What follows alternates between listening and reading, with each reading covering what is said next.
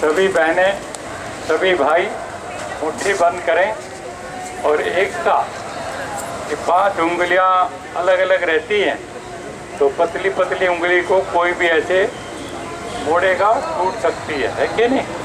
लेकिन 5 उंगली भी जब इकट्ठी हो जाती है, हिंदू, मुस्लिम, सिख, ईसाई, सभी जात पात के बहन और भाई, ठीक है, गरीब की एकता उसकी ताकत है।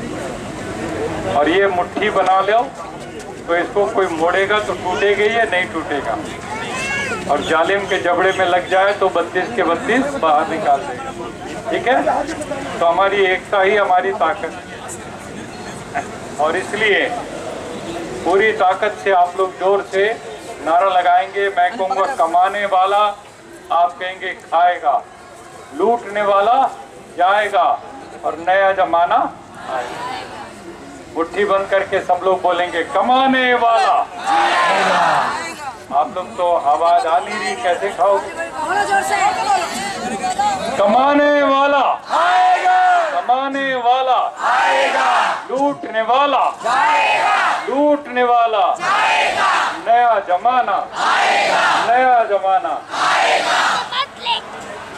मैं आप लोगों को बधाई देता हूँ इस बात के लिए कि जुल्म तो होते हैं गरीबों के ऊपर, लेकिन जुल्म को चुपचाप जो बर्दाश्त कर लेता है, एक और पिन ले लीजिए, वो जुल्म करने वाले से भी ज्यादा बड़ा पापी है।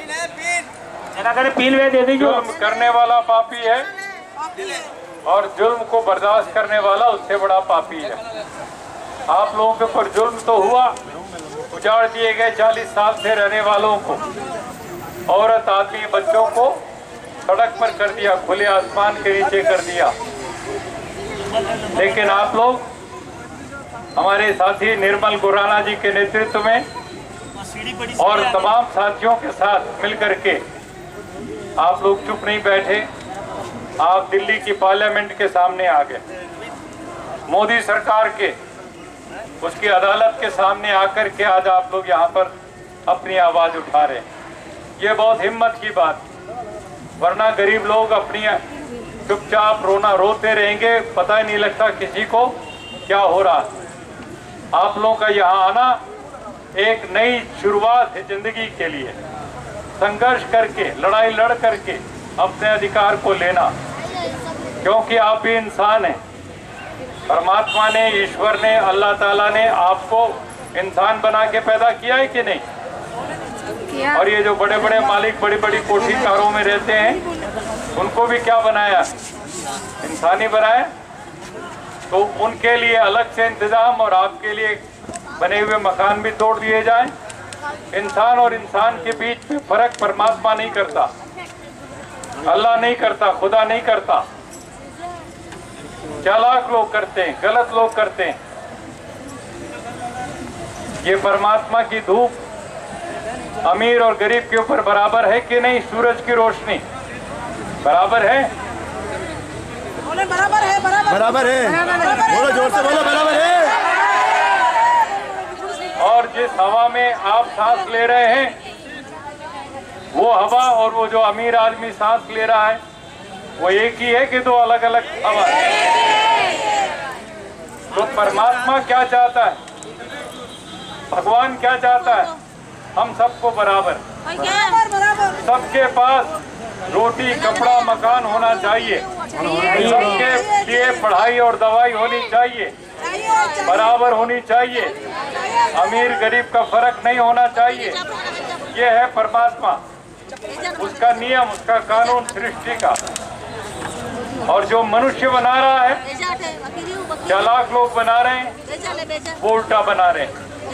गरीब आदमी जो ईमानदार है, मेहनत करते हैं, 2 रोटी कमाता है, उसको और उजाड़ देते हैं।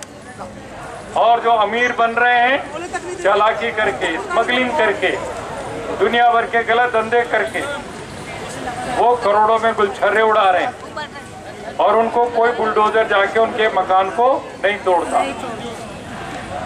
दिल्ली में मैं लाखों मकान दिखा सकता हूं जो गैर कानूनी तरीके से बने हुए हैं, लाखों, लेकिन अमीर के हैं उनको कोई छुएगा नहीं, और गरीब की झोपड़ी को बिना कोई दूसरी जगह दिए, पुनर्वास की कोई जगह नहीं दी आपको, और आपको उजाड़ दिया। आपके बच्चों की पढ़ाई का इंतजाम नहीं, पहले से नहीं है। जच्चा बच्चा के लिए, डिलीवरी के लिए अस्पताल में जगह नहीं। तो ये सारी की सारी व्यवस्था जो है, ये पूंजीवादी व्यवस्था है, ये सरमाएदारों की व्यवस्था है, ये पैसे वालों के लिए सब कुछ है, और गरीब के लिए, मेहनत करने वाले ईमानदार के लिए कुछ भी नहीं है। तो आप केवल अपनी लड़ाई नहीं लड़ेंगे। कल को आपको मामला मिल गया, मान लीजिए कोई जगह मिल गई अपना मकान बना के रहने के लिए, आप कहेंगे हो गई हमारी लड़ाई खत्म। नहीं, आपको पूरा सिस्टम बदलना। ये नौजवान लड़के जितने बैठे हैं यहाँ पर, मैं इनसे पूछने के लिए आया हूँ, पूरा सिस्टम बदलोगे कि खाली अपनी लड़ाई जीत के चले जाओ? सिस्टम बदलेंगे, पूरा सिस्टम बदलना है, पूरी व्यवस्था, ये पूंजीवादी लूट खसोट की व्यवस्था ये बदलनी है। हमारी माँ बहन बेटियों को भी आगे इसका नेतृत्व करना है, और इसलिए हमारे तमाम ये साथी जितने भी बैठे हैं, ये सब आपको एक एक बातें खोल के बताएंगे लंबे दौर पर। अब आप लोगों का संगठन बन गया, इतने 100 इतने हजार मजदूर यदि एक मुट्ठी बांध करके तैयार हो जाएंगे, तो बिल्कुल बदरपुर से लगा हुआ फरीदाबाद का इलाका है, जिसको लकड़पुर कहते हैं, उसके आगे अनंतपुर है, उसके आगे सराय, गदाखोर, और वहां 1980-81 से लड़ाई लड़ करके जो गुलाम बना लिए गए, पत्थर खदान मालिक जो है ठेकेदार, उन्होंने उनको गुलाम बनाया हुआ था, बंधुआ मजदूर बनाया था, और हमने उनकी लड़ाई लड़ी। उन्होंने मेरे को भी धमकाया, मैं शिक्षा मंत्री था हरियाणा में, और इस्तीफा दे करके उन गरीबों के काम के लिए कूदा, और जब वहां पर कूद करके उनकी लड़ाई लड़ने लगे, तो ये ठेकेदार वहां पर जो हैं बड़े बड़े, वो आ गए मुझे धमकाने के लिए।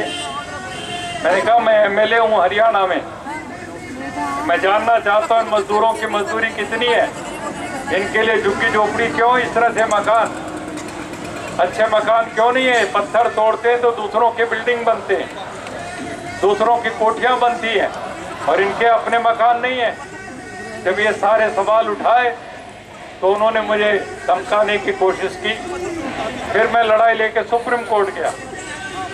उस जमाने में गरीब का मामला कोई सुप्रीम कोर्ट में सीधे नहीं जा सकता, लेकिन मेरी चिट्ठी को, मामूली चिट्ठी कागज पे लिखी, एक तो होता ना केस डालना पड़ता है, और नीचे की अदालत से ऊपर, ऊपर से ऊपर, लास्ट में सुप्रीम कोर्ट पहुंचता है।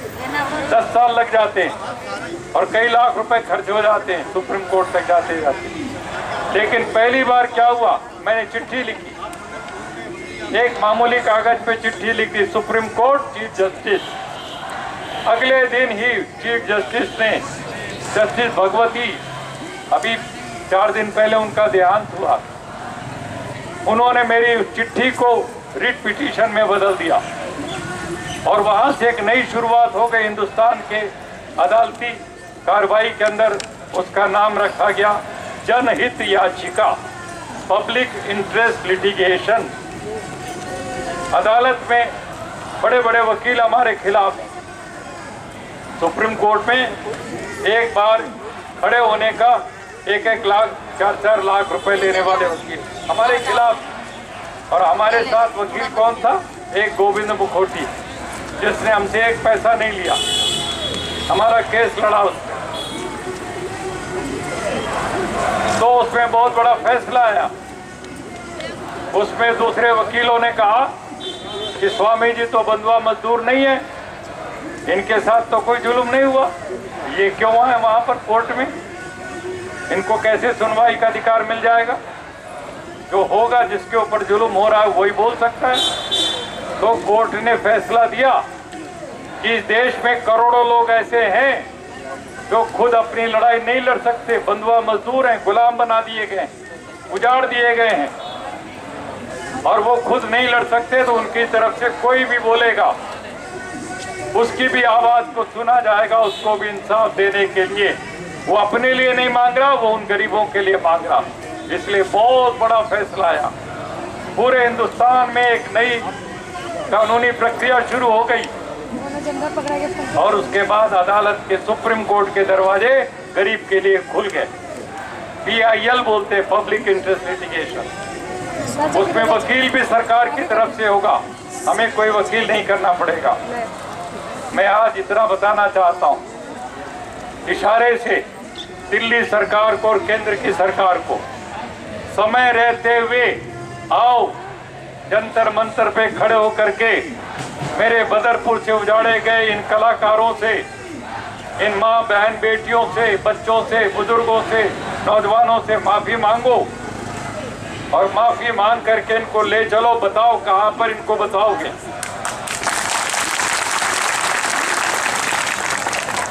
और जल्दी करो, 24 घंटे के अंदर अंदर इसका फैसला करो।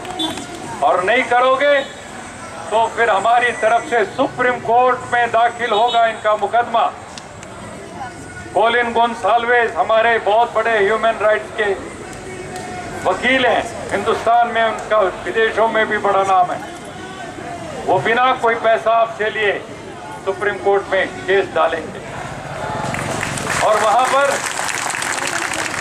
फिर जब सरकार से पूछा जाएगा कैसे तुमने उजाड़ दिया, तो सरकार के पास कोई जवाब नहीं होगा और सरकार की खिंचाई होगी और सरकार को एक तरह से अपमान का सामना करना पड़ेगा कि गलत काम किया। तो आप जो रह रहे हैं, आप अपने आप को ये मत समझो कि आप गैर कानूनी रह रहे हैं, ठीक है ना? आप भारत के नागरिक हैं कि नहीं है?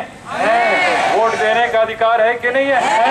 राशन कार्ड भी होगा, जब सब चीजें हैं। मेरे ख्याल से बहुतों के आधार कार्ड और ये सब जब ये सारी चीजें हैं तो आप हिंदुस्तान के बराबर के नागरिक हैं और इसलिए पासपोर्ट तक बना हुआ है आप में से बहुतों का।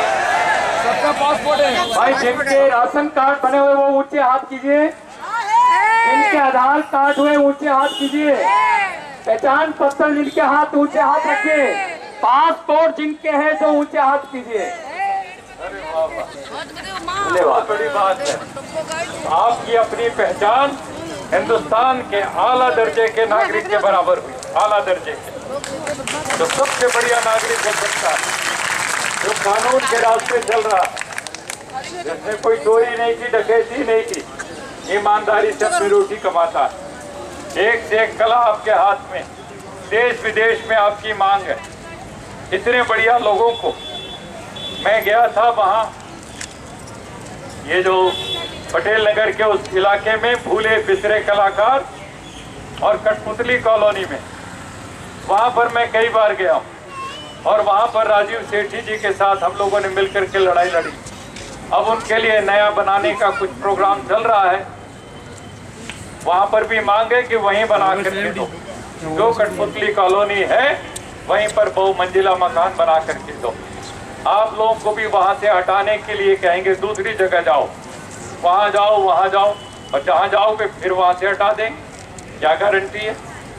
तो हमारी तो, मेरी तो, मैंने अभी आपसे पूछा नहीं है, लेकिन हमारी मांग होगी कि जहाँ बसे हुए थे वो चाहे उसी जगह पर बहुमंजिला मकान बना सकते, बहुमंजिला मकान बना के, ठीक है ना? मल्टी स्टोरी और 2 बेडरूम का फ्लैट मिलना चाहिए एक एक परिवार को, 2 बेडरूम, ठीक है? जैसे बॉर्डर पे चारमुड विलेज बना हुआ, चारमुड, समझ रहे? और ये सारा हमारे मजदूरों का इलाका, हमारे गरीब मजदूर पत्थर तोड़ने वाले, उनका इलाका ये। और आप ही उनमें से राजस्थान के हमारे बिरादरी के भाई बहन हैं। हम आपकी लड़ाई को दूर तक लड़ करके ले जाएंगे और मैं पूरा विश्वास करता हूं कि आज जो आप लोग यहाँ आए हैं तो ये लड़ाई जीत करके ही जाएंगे, ठीक है? बोलो सब मिलके, मैं कहूँगा लड़ेंगे, आप कहेंगे जीतेंगे, लड़ेंगे, लड़ेंगे, लड़ेंगे। बहुत अच्छा, तो जीतना है, लड़ करके जीतना है, कानून से जीतना है, कोई हथियार नहीं उठाना। कोई और पत्थरबाजी या कोई कुछ नहीं करना। कानून से लड़ेंगे शांतिपूर्ण तरीके से, अहिंसक तरीके से, संवैधानिक तरीके से, नंबर 1। नंबर 2, इस लड़ाई को लड़ने के साथ साथ मैं एक बात और दूसरी बात पूछना चाहता हूं, और वो आप लोगों से कम, वो जो पीछे बैठे हैं इन लोगों से ज्यादा। ये लड़ाई जीत करके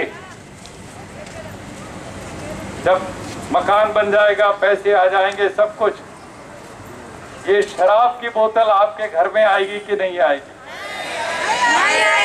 पक्की बात है? पक्की बात है। नशा मुक्त वाले, बहुत अच्छा। तो अपने घर को, अपने इलाके को आपने पूरी तरह, कोई भी ये जो गोलियों वाला नशा होता है ना, नशीली गोली, वो भी नहीं और शराब की बोतल भी नहीं, ठीक है, पूरी तरह से मुक्त करके, और फिर वहां से निकलेंगे और पूरे दिल्ली राज्य को शराब के ठेके से मुक्त कराएंगे। शराब बंद होनी चाहिए पूरे दिल्ली के अंदर, बंद होनी चाहिए, बंद होनी चाहिए। बॉर्डर के उधर हरियाणा में पूरा बंद होना चाहिए, बॉर्डर के इधर दिल्ली में पूरा बंद होना चाहिए, ठीक रहेगा। ये शराबबंदी आंदोलन भी हमारा साथ में चलेगा, मेरे साथ नारा लगाएंगे। मैं कहूँगा शराब पीना, आप कहेंगे छोड़ दो, और शराब की बोतल फोड़ दो, और शराब के ठेके तोड़ दो। छोड़ेंगे ना? मैं 9 अगस्त को गया था, 9 या 15 अगस्त, बदरपुर में मैंने 3-4 ठेके जो बड़े बड़े खुले हुए थे और उनको मैंने बंद करवाया। वो पहले की बात है, पिछले साल की। तो अब आप लोगों को फिर से शराब के खिलाफ आंदोलन चलाना। बोलिए सब मिलकर के, शराब पीना छोड़ दो, शराब पीना छोड़ दो, शराब पीना छोड़ दो, शराब की बोतल छोड़ दो, शराब की बोतल छोड़ दो, शराब के ठेके तोड़ दो, शराब के ठेके तोड़ दो। और मैं पूछूंगा आपसे, शराब पिलाए जो सरकार के ठेके हैं कि नहीं है?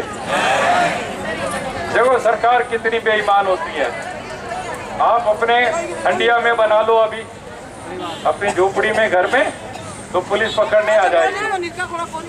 आप कहोगे भी हम तो शराब बना रहे थे थोड़ी सी अपने पीने के लिए, बोले नहीं ये अवैध शराब है, गैर कानूनी शराब है। और बोलो तुम्हारी दुकान से खरीद लेंगे तो अच्छी हो जाएगी, बोले हाँ वो अच्छी हो जाएगी। उनके दुकान से खरीद लो तो अच्छी शराब हो गई, और अपने घर में बना लो तो खराब हो गई, गैर कानूनी हो गई। ये कैसी पुलिस, कैसा कानून इनका, पूछो इनसे। तो हमें तो सारी शराब बंद करानी, वैध भी अवैध भी। और इसलिए मैं पूछूंगा आपसे, शराब पिलाए जो सरकार, वो चाहे मनोहर लाल खट्टर की हरियाणा सरकार हो, चाहे अरविंद केजरीवाल की दिल्ली सरकार हो, शराब पिलाए जो सरकार, वो अच्छी है कि निकम्मी है? निकम्मी है। पक्की बात? फिर मैं पूछूंगा, जो सरकार निकम्मी है उसको रखनी है कि बदलनी है? बदलनी है। ये नारा लगाना सीख लो, सरकार डर जाएगी आप, ठीक है। शराब पिलाए जो सरकार, अब निकम्मी है, सरकार निकम्मी है, बोले आप। शराब पिलाए जो सरकार, वो निकम्मी है। और जो सरकार निकम्मी है वो सरकार बदलनी है। जो सरकार निकम्मी है, जो सरकार निकम्मी है, ये प्रोग्राम लेकर के चलो, पूरा दिल्ली और पूरा हरियाणा आपके साथ आके खड़ा हो जाएगा, ठीक है। हम आपका पूरा साथ देंगे। सबसे पहली हमारी डिमांड है 24 घंटे के अंदर हमें दूसरी जगह दिखाओ, और हमें पसंद आएगा तो दूसरी जगह पे जाएंगे, और नहीं पसंद आएगा तो जहाँ पर थे हम वहीं पर हमारे लिए किसी का प्राइवेट है, कौन है प्राइवेट? किशन वाडवा, अब कोई होगा वादवा इधर, उसने भी ऐसे ही कब्जा किया है। सबको जानते, ये सारा का सारा मजदूर लोग काम करने के लिए आते हैं और वहाँ पर, और ये अंदर ही अंदर अपना सौदेबाजी करके और इनकी ज़मीनों पर दूसरे लोग मालिक बन जाते हैं। तो आप लोगों को पूरा अधिकार है। और हमारा जो दफ्तर है निर्मल खुराना जी का बिल्कुल इसी दीवार के साथ लगा हुआ, ठीक है, बंधुआ मुक्ति मोर्चे का। और वहाँ पर भी आपका पूरा जो आवाज़ उठाने के लिए पूरी ताकत से आपकी लड़ाई लड़ी जाएगी। और यहाँ पर भी जितनी बार भी आप आएंगे, आज तो बहुत कम सूचना पर आए इतने बड़ी संख्या में, और मैं विश्वास दिलाता हूँ कि आपकी लड़ाई 24 घंटे के अंदर अंदर कहीं न कहीं पूरी तरीके से नंदीदेव पर पहुँचेगी। धन्यवाद, आप सबका बहुत बहुत शुक्रिया। इनकलाब जिंदाबाद, इनकलाब जिंदाबाद, इनकलाब जिंदाबाद, इनकलाब जिंदाबाद। स्वामी जी, मैं एक रिक्वेस्ट आपसे करूंगा कि ये तो हमने बदरपुर के जो भाट कैंप थे जिनकी पीड़ा आपके सामने रखी, पर मैं अपने भाई बहन जो पीछे बैठे हैं 70 साल 80 साल से जो गुलामी को झेल रहे हैं, उन बहनों और भाइयों से निवेदन करूंगा कि पीछे वाले जो प्रिंसेस पार्क से आए हाथ खड़ा करें। ये तमाम 80 साल से गुलामी झेल रहे अनपेड डोमेस्टिक वर्कर जो कि एयरफोर्स ऑफिसर्स के घरों में काम करते थे आज दिन तक, इंडिया गेट के पास। इनका पूरा का पूरा जो मामला है वो दिल्ली हाई कोर्ट में भी है, NHRC के पास भी है और हमारे नई दिल्ली के एडमिनिस्ट्रेशन में है। आज इनका बयान दर्ज होना था, कोई नहीं आया। तो हम आपसे निवेदन करते हैं, स्वामी अग्निवेश जी ने हजारों बंधुआ मजदूरों को मुक्ति कराई और आप भी बंधुआ मजदूर हैं। आपने खुद साइन करके सरकार को दिया है कि अब हमको आजादी चाहिए और पुनर्वास चाहिए। हम आपसे गुजारिश करते हैं कि अगर ये हमारा बयान दर्ज नहीं करते हैं तो अगली बार आपकी अगुवाई में हम लोग यहाँ पर धरना देंगे, नहीं तो प्रशासन आकर इनका बयान दर्ज करे। तो मैं चाहता हूँ कि केवल इतनी बात हमने की, पर इन बहनों और भाइयों के लिए भी आपकी तरफ से कुछ बात हो जाए ताकि इनको लगे कि हमारे साथ में सभी साथी खड़े हुए हैं। देखिए, इंडिया गेट के पास है प्रिंसेस पार्क और हवाई सेना वायु सेना में काम करने वाले अफसरों के लिए वहाँ पर मैं कई बार गया हूँ, क्योंकि पहले मैं जब हरियाणा में मंत्री विधायक था तो हरियाणा भवन भी साथ में कोपरनिकस मार्ग है वहाँ पर बना हुआ है, पंजाब भवन हरियाणा भवन। मैं आपसे एक बात कहता हूँ कि ये जो लोगों को उजाड़ा जा रहा है इंडिया गेट के इलाके से चाहे बदरपुर से इलाके, अभी कल परसों एक मामला आया हमारे प्रधानमंत्री के घर से थोड़ी दूर पर, एक बहुत बड़ा गलत काम हो रहा है और सैकड़ों एकड़ में घुड़दौड़ घोड़ा चला करके जो उसमें रेस होती है ना, जुआ खेलते हैं लोग। अब ये गैर कानूनी काम है कि नहीं है? जुआ खेलना, अमीर लोग जाते हैं वहाँ पर, उनका बहुत बड़ा खाने पीने का अड्डा बना हुआ है। उसमें हमारी एक बहन गई अपने साथ ले करके, उसके घर में काम करने वाली एक वो मेघालय की बहन थी और वो मेघालय की बहन भी बैठ करके टेबल पे खाना खा रही। तो क्लब के जो मालिक लोग थे रेस कोर्स क्लब के, उन्होंने आकर के कहा ये क्या कपड़े पहन रखे हैं तुमने? वो मेघालय वालों का ड्रेस है अपना, क्या ये ड्रेस नहीं चलेगा और नौकरानियों को यहाँ पर बैठ के खाने की इजाजत नहीं है, और उसको अपमानित करके निकाल दिया। इस देश के अंदर एक नागरिक के साथ इतना बड़ा अपमानजनक व्यवहार करें और वो जुआ खेलने वाले रेस कोर्स के मालिक लोग, अड्डे लोग। हमारी एक मांग है आज, मैंने आज जब पेपर में पढ़ा सारा का सारा, और भारत के गृह मंत्री रिजिजू ने कहा है उसको, ये बहुत ही एक रेसिस्ट कमेंट किया उन्होंने, रेसिज्म, नस्लवाद। और ऐसे नस्लवाद को यदि भारत का गृह मंत्री खुद कह रहा है कि वो नस्लवादी सोच के लोग हैं वहां पर, तुम्हारी नाक के नीचे प्रधानमंत्री के घर के नाक के बिल्कुल पास, तो ऐसे अड्डे को खत्म करो। वो जुआ घर का अड्डा, रेस कोर्स का अड्डा खत्म होना चाहिए। और जो 100 एकड़ से ज्यादा की जमीन वहां पर है, बहुत सुंदर जमीन प्रधानमंत्री के घर के पास, वो हमारे सारे भारत कैंप वालों को और हमारे ये जो उजाड़े गए हैं उनके लिए वहाँ पर अलॉट होना चाहिए, सबसे बढ़िया रहेगा। घुड़दौड़ बंद होगी तो कोई देश में फर्क नहीं पड़ने वाला है, क्या हो जाएगा कुछ, है ना? तो घुड़दौड़ बंद करो और ये जुआ खेलने वालों को भगाओ वहां से, और रेसिज्म करने वाले, नस्लवादी बात करने वालों को वहां से हटाओ। उनकी यही सजा होनी चाहिए, और इस लड़ाई को भी हम लोग पूरी ताकत से लड़के जीत करके दिखाएंगे। धन्यवाद आप सबका।